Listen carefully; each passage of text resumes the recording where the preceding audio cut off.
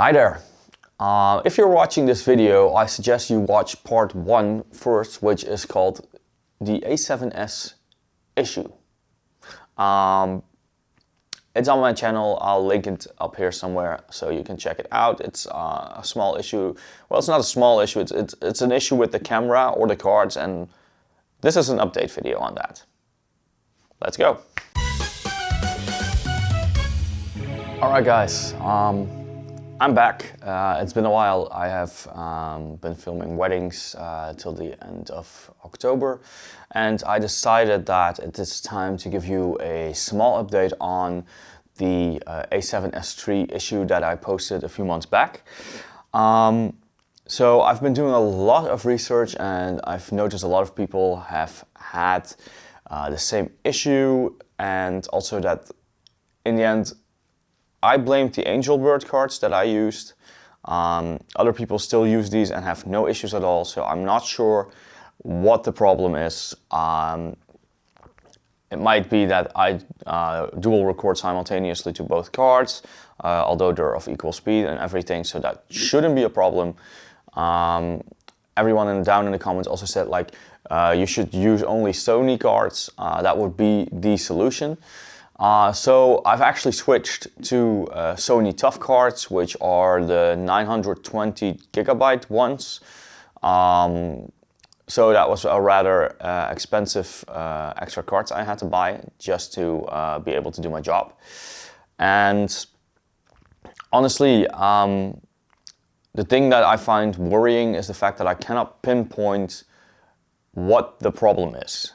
So when I'm looking at the camera in general, the A7SIII, it's a wonderful camera. It gives such a good image, but it does come with a few downsides, which I think like, why does Sony do this? So for example, when this issue first occurred, I thought it might be just faulty firmware. So I decided let's update the firmware. So I did. What happens? It changes your whole menu, makes it more like the ZV-E10 series and the newer Sony cameras in this case. Honestly, I didn't want that. I loved the way it worked before, mainly because of the fact that the menu system, simply said, was readable. Now the size of everything on the screen has been halved or something. It's like half of what it originally was. So when checking your multimetering or anything during day in the sunlight, you already could barely see it because the screens are just such low quality. Then imagine now being able to add to that their letters are so small that you need glasses to see them. It's ridiculous. Or at least anything that makes them bigger. Like Sony does not offer the option to go back in firmware, so that is also one of the things that I really hate, because I would have put my firmware back in an instant if this was the case, if it was possible.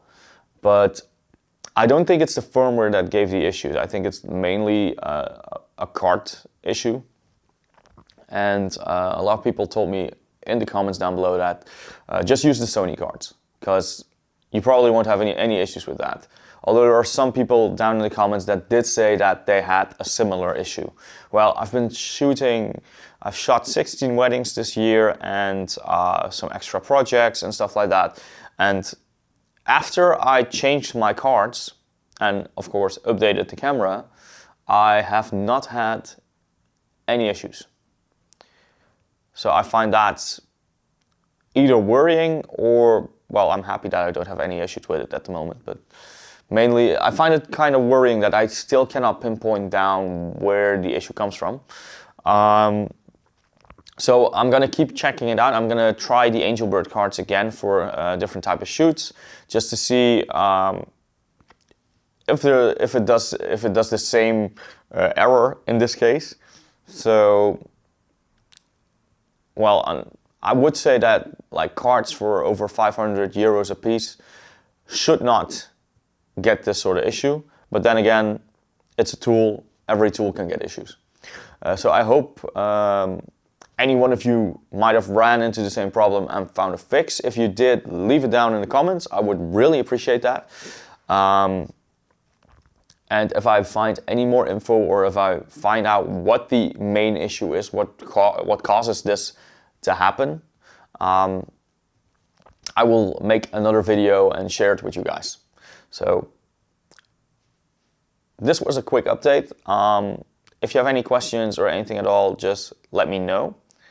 And I hope to see you next time.